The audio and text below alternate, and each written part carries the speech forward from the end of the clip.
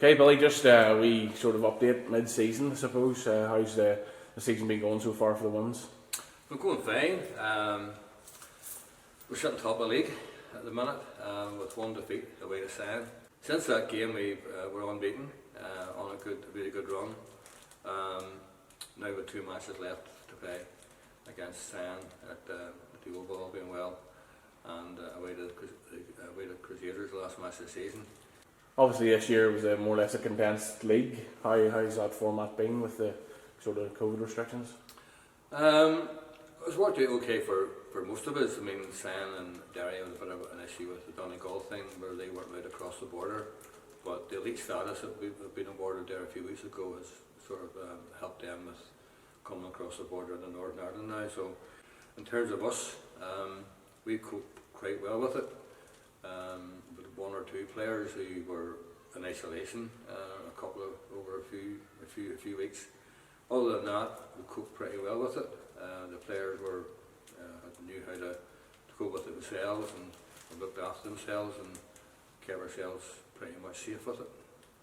And in terms of the league this year, it's been sort of a lot tighter around the top end of it.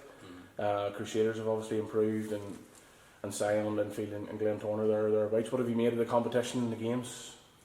They've all been, as you say, a lot tighter. Crusaders have improved. Linfield are still thereabouts, and of course Sion as well, and ourselves as well. I said at the beginning of the season that it would be basically all cup matches, and it's been like that. I mean, they've been really tight, competitive matches. You have to be, if you want to win it, you have to be on your game and be focused and know that you've got to play for the whole 90 minutes. And there's no quarter going to be asked for, and no quarter going to be given. You have to work until you get the 3 points out of it.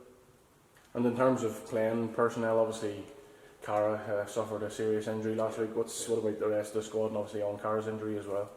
Well, Cara's injury was very unfortunate. She was doing a 1-1 with the goalkeeper and stepped past the goalkeeper and went down. We didn't know how serious it was at the start, but within a few days and the MRI taking place, it was a serious knee injury, so she's out for the rest of the season and out for probably most of next season as well.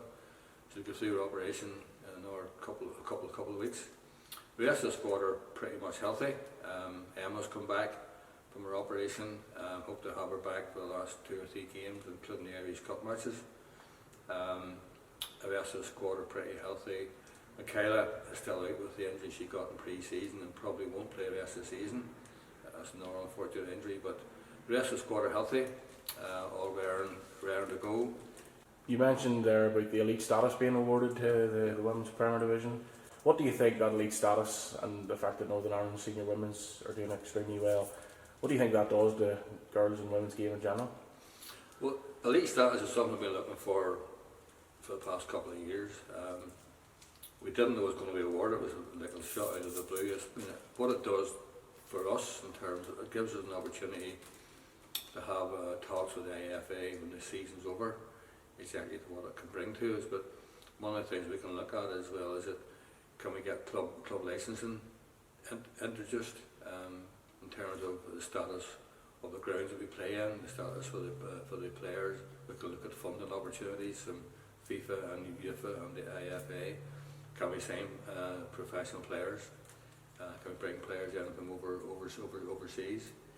Those are the kind of things that can open up to it. But the main thing I think is that can we bring in a different kind of status to the actual league itself in terms of the facilities that we've actually got, and can we open up the league to other teams in the championship with the MAWFA or the international coming into the league and expanding it.